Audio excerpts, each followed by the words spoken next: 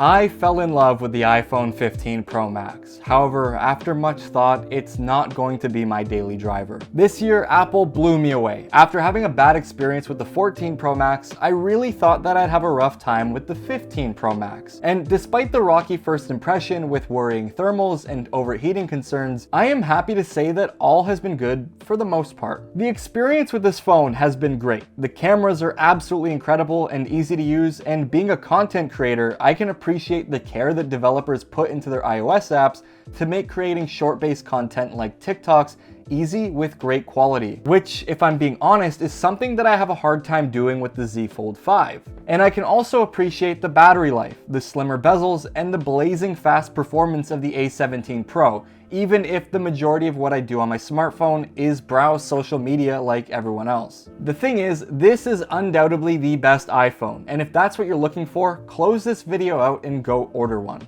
But if you want to hear some gripes that I've had over recent years with iOS, then stay tuned because there is plenty. But before we do, a like and a sub to the channel is always appreciated. I just want to say thank you guys so much for the support recently. We're almost at 26,000 subscribers, which is incredible.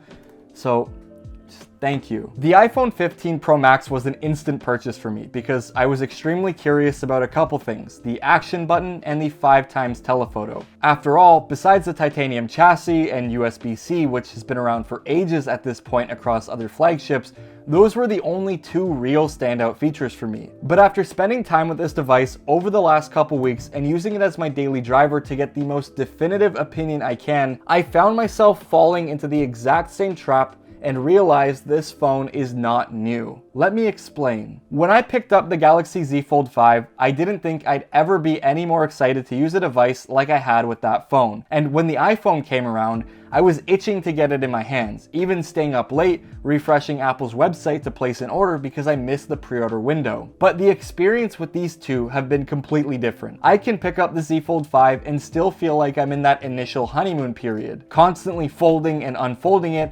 taking advantage of the larger display by multitasking and utilizing it for more than just a phone. With the iPhone, it barely gets used. I've noticed my screen time plummeting, and the amount of time I spend on my phone has completely shifted since switching from the Fold 5 to the 15 Pro Max. It's the occasional YouTube, TikTok, and WhatsApp machine every now and then. And honestly, that really got me thinking. Why am I paying significantly more for a device like the 15 Pro Max that's going to give me a very similar experience, if not the same experience, as an iPhone from 3 years ago? Or if we want to take it even further, why did I not just buy the base model iPhone instead of the 15 Pro Max? While the actual device and the experience of using the iPhone has been great, my concern is mostly just with iOS. I cannot place an app anywhere I'd like to on the home screen. I cannot do any form of multitasking unless we include Dynamic Island, where there's a live event happening like maps showing directions, Uber Eats showing how far the driver is,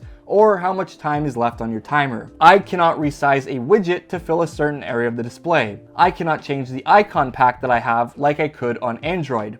And I still can't place an app anywhere I want to on the home screen.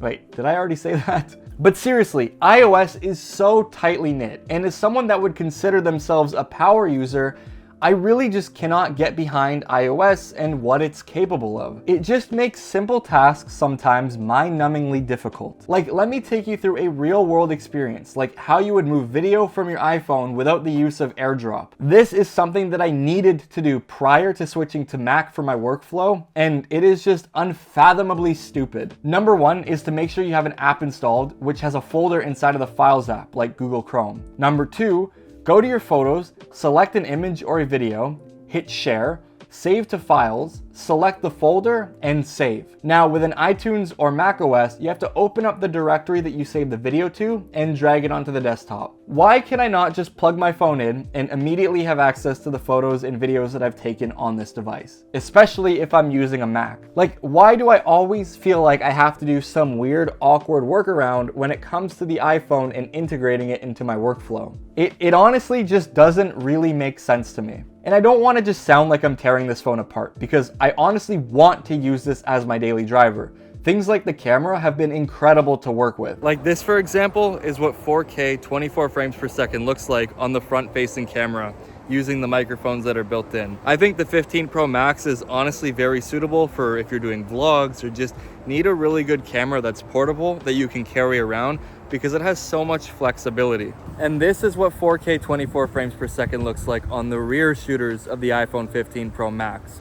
Definitely much better than the front-facing camera, but it's still crazy how both are absolutely usable for a lot of different situations. And I think if you're doing any sort of social media, this camera is honestly unbeatable at the moment. Obviously, there are some phones that are going to be coming out sometime soon, but I find it really hard to beat Apple when it comes to the video performance and the images it takes, whether it's using the 1x 48 megapixel sensor or the new 5x telephoto 12 megapixel camera. Everything that I've taken on this phone has been absolutely incredible. Apple's even fixed the glaring HDR issues that we've had on the 14 series and beyond, giving us great dynamic range, skin tones, and colors across the board. I said this in my last video, but carrying around this phone every day can have a real benefit for the channel.